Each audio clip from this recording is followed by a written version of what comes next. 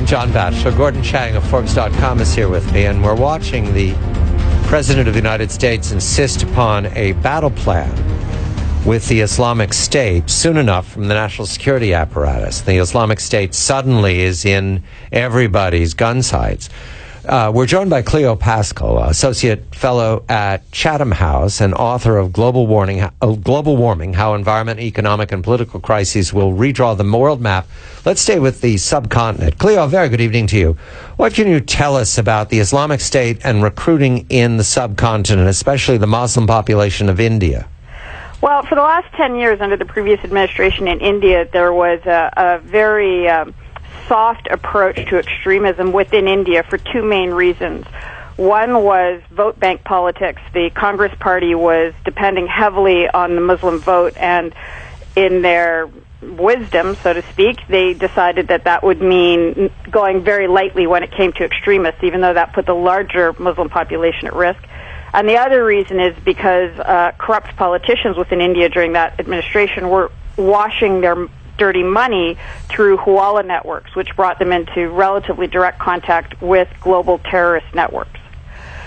So for the last 10 years, there really hasn't been any proper cracking down or monitoring of what was going on within India, and now that is bearing a very bitter fruit within the country. Cleo, it's nothing like a death to really change people's perceptions. There's been an American who's been killed fighting with ISIS, and now apparently there's an Indian national fighting with ISIS who's been killed, and this has brought everything to the attention of the Indian populace. If you could talk a little bit about this, because it seems to me this is the story now in India about the Islamic State. It is, and it was a big surprise because for many years, the Indians thought of themselves as the kind of recipients of terror coming in through Pakistan and other places. But now there's very clearly recruiting going on, and the result is young men and educated young men. There's the current batch of 4 that we know about. 3 of them were in engineering university when they went off to go fight in Syria. One of them, as you say, was just killed today or yesterday. The news came out. So it's really concentrating the mind within India about what's been happening within the country and how bad the situation has become over the last 10 years.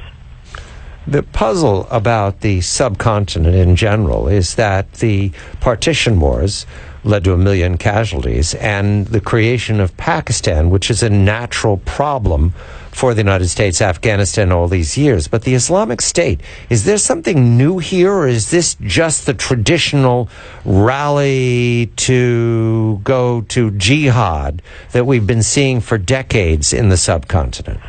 The different factor here for India is this is not just trans-border, this is no border.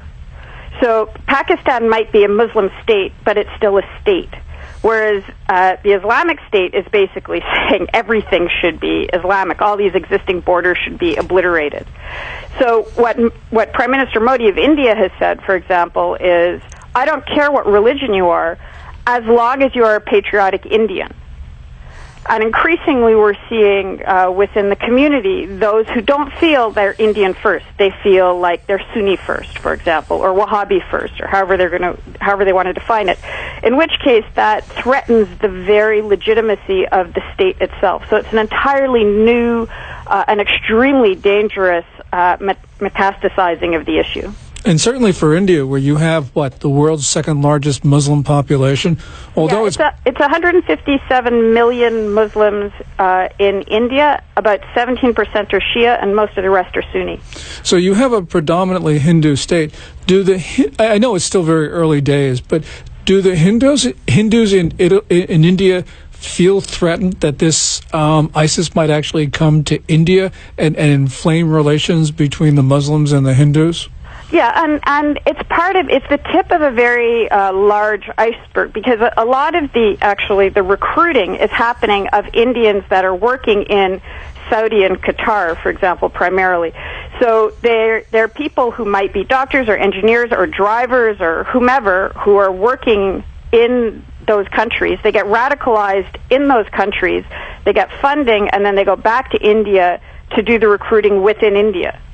So this kind of trans-border international jihad component of it is extremely disturbing. Now, what you're talking about is this important ISIS component, but what you also see is, for example, in the shopping malls in some of the areas in the last 10 years, that it's a visible change with the amount of women going in full facial covering now. We hardly saw it 10 years ago. Now we're seeing it increasingly. And it's part of the same phenomena. Implicit in what you're saying, Cleo, if I read this correctly, is that this would be a very unhappy way of explaining Mr. Modi's overwhelming success at the polls and the ousting of the Congress Party and the domination of a party that's entirely identified with Hindu nationalism, extreme Hindu nationalism, almost as if there was an anticipation that there would be a reawakening of the Takfiri jihadists, who are the Islamic State, which is apocalyptic and extreme violence, and sees a Hindu in much the same light as you see an American, an infidel to be converted or destroyed. Did Mr. Modi win because this was already in the water? That was one component of it. The thing that allowed this to happen, allowed this flourishing of extremism within the country, was corruption. So those two twinned things, this flourishing of extremism and the corruption of the Congress Party, were the two things that he was very clearly against.